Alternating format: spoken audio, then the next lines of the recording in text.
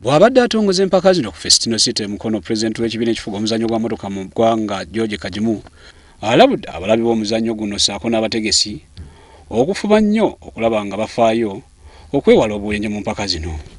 Ategeezezza nga bw'asuubira okuvuganya okw'amaanyi naddala mu bavuzi abakyali abapya abaagala okussaawo akatiisa. Ye avunaanyizibwa ku makubo mmotoka mwe zigenda okuyita Justin Mungoma ategeezezza ng'amakubo agamu bwe galimu okuvuganya okw'amaanyi. Eventi y'omundi guno ndowooza ejja kuba ya misinde mingi.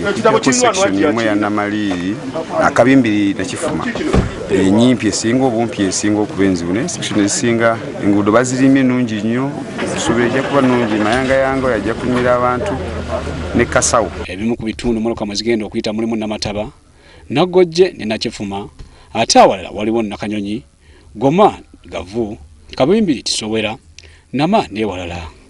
Wabula bba abalabi bakunyumira ebitundu omuli mayangayanga ewanaayita mmotoka enfunda 3 ssaako Kasawo ewateereddwa ebifo ebyokulabira mu mmotoka. Ye Shafik Semuju newankubadde nga yava kulwanira engulu y'eggwanga awezenga abatagenda kulekerera muntu yenna kuwangula mpaka z'ameefuga. Moka yamala okupaalo lwa shafti ne gearbox kati so kino kituwadde kuyiga tugenda givuga kuba tutesinga moka tugenda tulirwedde ku mwaka ogujja kwenyalasi.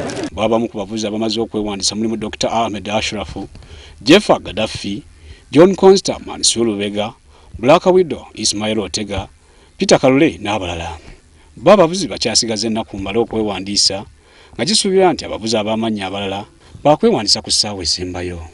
Frank Serugo, WSTV, Festino City.